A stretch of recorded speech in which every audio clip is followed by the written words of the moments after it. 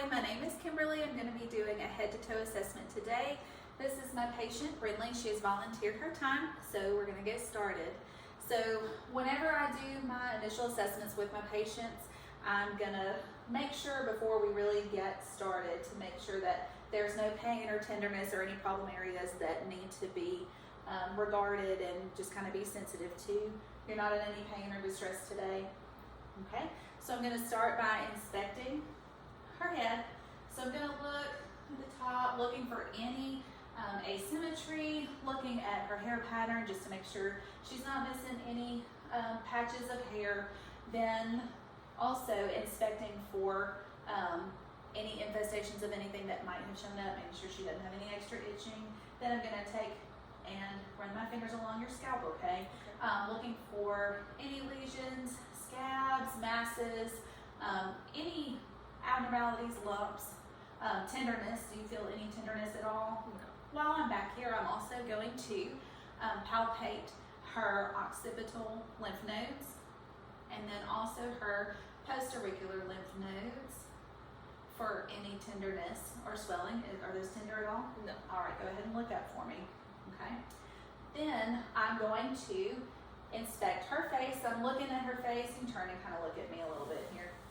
So I'm going to look at her face. I'm looking, anytime that I'm inspecting, I'm looking for asymmetry, anything that is off center, noting any lesions, discolorations, bruising, scabs, anything like that. Her face is symmetrical. I am now going to look at her eyes. Okay, so I'm going to raise your eyelid, okay? Right there, and I'm going to pull the eyelid down. I'm looking at the conjunctiva and I'm looking at the sclera. The conjunctiva is pink, moist. Her sclera is white and clear. She doesn't have any excess drainage or any swelling of any kind right there, okay? Now, what I'm going to do next is test your optic nerve. So just bear with me, okay? So what I'd like for you to do first is I want you to look at a point right past me, okay? Try not to blink. I know it's hard, but this light's going to kind of shine, and I'm going to watch your pupils. So just keep looking right there. Perfect. We're going to do the other one right there. Very good. And her pupils are round and reactive. All right. Oh, next thing before we move on from that, I want you to follow my pen. Okay. And so I will just go through each of the cardinal movements, watching for the movement of her eyes, making sure that they're able to follow appropriately and no lag, and it's going to come towards you, and that tests the convergence. That tests the cranial nerves 3, 4, and 6. That's the oculomotor, trochlear, and the abducens. And those look good for you. Okay. Now I'm going to look at her nose. She doesn't have any drainage or anything coming out. There doesn't seem to be any deviation. Externally looking at her nose, it's symmetrical. In clinic, I would visualize the inside nares of her nose, looking for patency, making sure there's no excess discharge, any swelling or anything like that. Now I'm going to touch your face again, okay? My hands are cold, so I'm going to touch your frontal sinuses, and you just tell me if there's any tenderness, anything like that. And then I'm also going to touch your maxillary sinuses, any tenderness at all. Okay, good. I would also take this time to do the whiff test to test cranial nerve number 1, the olfactory nerve. Open an alcohol swab, have the patient close her eyes, and bring it across and see if she can identify the smell. All right, next I'm going to move on to her mouth. I'm looking at her lips, looking for appropriate color, making sure that they're pink. And what I want you to do is open your mouth for me, and I'm going to look inside, stick your tongue out a little bit, and I would look for uvula, making sure that it is midline, looking for any swelling of the tonsils, making sure that her oral mucosa is pink and moist, which her tonsils are absent. She has had a tonsillectomy before. And I would also make sure to note her dentition and that she has good, healthy teeth, and follow up if it needs further assessment. So when we do this, what I'd like for you to do is stick your tongue out for me, okay? I want you to move it from side to side. All right, lift it up and down. All right, very good. I would also take this time to use a tongue depressor and assess your gag reflex. And that is testing the glossopharyngeal and the vagus nerves. And then also her hypoglossal nerve with sticking her tongue out, okay? The next thing I want you to do is smile really big, lift your eyebrows for me, all right? Now, puff your cheeks out, all right? That is testing cranial nerve number 7, her facial nerve, and everything is intact. All right. Next, I'm going to move on to her ears. So I want to look at both ears at the same time. Going to look for any drainage, any redness, anything at all. Do you have any tenderness in your ears? I would also go ahead and palpate those lymph nodes right there, her preauricular. And go ahead and come down right here to the tonsillar, the submandibular, and the submental right there. Okay, I would then also use my otoscope to look into the ear canals and check the tympanic membrane, make sure that it's pearly and gray, that there's no swelling, no signs of infection or irritation in there at all. Then I would move on to do the auditory cranial nerve test. So we could do the whisper test where we cover the patient's ear, whisper a word or a number, and have the patient repeat that and do that on both sides. We could also do the Weber and Rhine test if we had the tuning fork. So now I'm going to look at her neck. So I'm looking for her trachea, making sure that it is midline, making sure there's no deviation there off of midline. Also looking for any possible swelling, especially in the thyroid area. And now I'm going to touch, okay? So I'm going to touch here just to feel that trachea and feel her thyroid. So what I would like for you to do is swallow for me. Okay, I want you to lean your head back a little bit more and swallow again. Okay, and just feel and make sure that that is not abnormal. Okay, now I'm also going to go ahead and palpate the cervical lymph nodes and kind of work my way down this way, making sure no swelling, no tenderness, nothing like that. Very good. All right. I also want to go ahead and take this time. I want you to shrug your shoulders for me. All right.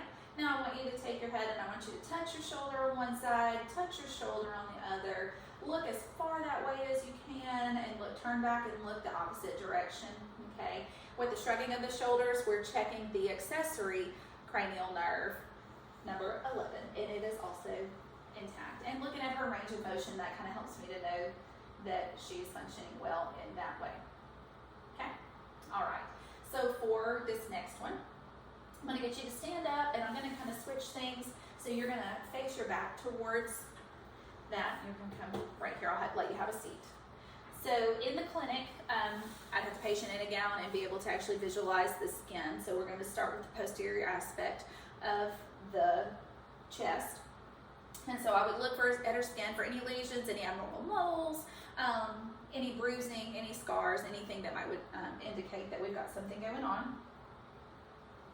And so I'm also now going to just kind of palpate for any masses at all, any tenderness. You notice anything tender? Okay. Very good. I would also have her stand up, which I know I just had you sit down. I'd have her stand up, and you don't have to, it's okay. I'd have you stand up and then have her kind of bend over just so I can make sure that her spine is in alignment and not having any curvature. Okay, sit up straight for me. All right. So next thing is I'm going to percuss. I'm going to percuss, looking for areas of resonance over the lungs, and just tap here. And you want to work systematically in kind of the ladder formation and make sure that it is symmetrical on both sides. This next one, whenever you feel my hand touch your back, I want you to say the word 99, okay? So palmar side, be sure and go in here. Go ahead. 99. Say 99. Good. All right. 99. And continue that all the way down, checking tactile fremitus. The ultimate goal with checking all of that is to make sure that it is symmetrical on both sides, not necessarily looking for a specific standard of that. Okay, now I'm going to take a listen to you. So I'm listening, and I'm going to start at the top. You just take some big breaths for me and blow them away. I'm listening for any adventitious breath sounds. Listen to her respiratory rate, noticing that if there's any increased work of breathing, I pay attention to look for any retractions or any accessory muscle use, and assess all lobes. Take a big breath for me right there. Good. All right. Very good. Now, I also, while I'm back here, I'm going to assess for CVA tenderness. So you're going to feel my hand right here, okay? And then I'm going to thump, kind of like I did a minute ago, okay? Anything? Come on this side, a little easier. Any tenderness? No, nothing at all. All right, go ahead and stand up. Oh, there's one more thing that I'd like to do before I have you sit back down. Go ahead and turn back around right here, okay? So I'm also going to assess for her chest expansion whenever she takes a breath. So I'm going to put my hands right here in the midline, make sure I line up my thumbs right there. I want you to take a big, deep breath in and blow it away. And there was symmetrical rise of my thumbs. All right, there we go. Now I'm going to have you come back this way, have a seat for me. So now we're going to look at the anterior portion of the chest. So same thing, I would inspect, looking for any abnormalities. Do you have any concerns or anything like that? Okay, and so I'm going to appreciate that she is female, and I'm just going to palpate here. In the clinic, we would do a breast exam, that as long as it's the appropriate time to do it. If she hasn't had one recently, then we would work on doing that and get in the appropriate position and follow that. And I'm going to actually tap again, okay? I'm just going to tap right here. I expect to hear areas of dullness whenever you come over the areas of the heart, and resonance over areas where the lung tissue is. So I'm going to then auscultate lung sounds on this side, similar to the posterior side, starting at the top. And just take some big breaths for me, being sure to hit all of the areas and being able to cover every lobe. Listening for any adventitious breath sounds, any frictional rubs or anything like that. All right, very good. So now I'm going to have you come and sit on the couch for me. Yeah, and lay back right there. There you go. Now I'm going to be looking at her abdomen. I'm not going to lift her shirt to look, but I would inspect the patient's abdomen, looking for any pulsations over the aorta, excuse me, looking at maybe some visible peristalsis, anything. So all of that looks good. You have any tenderness or issues in the front area of your chest. Before I move on to bowel sounds, I'm going to listen to her heart sounds. And so I'm going to start at the aortic, which is the second intercostal space on her right side. Then I'm going to move to the pulmonic and move down to Erb's point. Then the tricuspid and mitral valve, the apex of the heart, and that's going to be the point of maximal impulse. And in order to assess that, I might have the patient roll to her left side and palpate that pulse right there. And what I'm listening for is the S1, S2 sounds, no extra gallops, murmurs, friction rub. I will also flip over from the diaphragm to the bell to be able to detect any extra heart sounds. Now, with your belly, okay, so I've already taken a look at everything looks okay. I'm going to listen next, okay? I want to listen to vowel sounds in all 4 quadrants.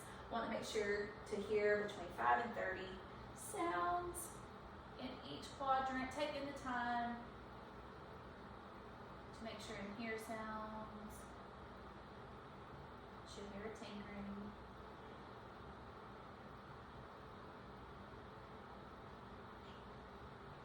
Good.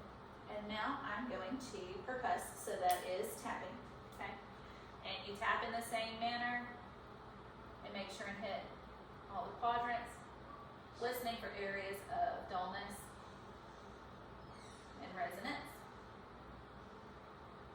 I also will take this time to percuss the span of the liver, listening for dullness until I hit an area of resonance. Then I'm also going to come over here and percuss for the spleen. Okay. After percussion, then I'm going to palpate. We'll begin with light palpation and move to deep palpation. If there's anything tender, just let me know. Okay. So lightly, you're going to press. You're going to feel for any masses, any tenderness, and be sure and work in that same manner, moving through all 4 quadrants. And then I'm going to move to deep palpation, no tenderness. So I want to deeply palpate, especially over McBurney's point. Looking for the appendix. Is that tender? Okay. Then I'm also going to have her take a big deep breath and see about palpating at the base of the liver. Okay. And then I'm going to deeply palpate here to make sure that I don't feel the spleen. And I don't. Very good. Okay. Now you can sit up. You can come back over here. So now I'm going to look at her extremities. So I'm going to start, I would do it bilaterally. We'll do it just on her left side for right now. I'm going to assess her brachial pulse, her radial pulse, making sure to assess that her skin is nice and warm. I want you to take and squeeze my hand. All right, I want you to hold your hands out in front of you. Do this, spin around, open your fingers. Can you lift your fingers up? Fingers down, okay? Now I want you to reach your arm up above. I want you to reach down to your back, okay? Now I want you to go and reach underneath and around, okay? We would do that with both sides.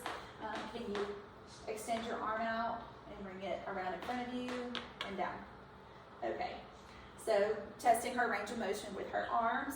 All right, with your feet, what I want you to do here is I want you to take your right leg, right foot, place your heel on the top part of your shin and just run it down right here. Come on, there you go, just like that. And we would do that on both sides.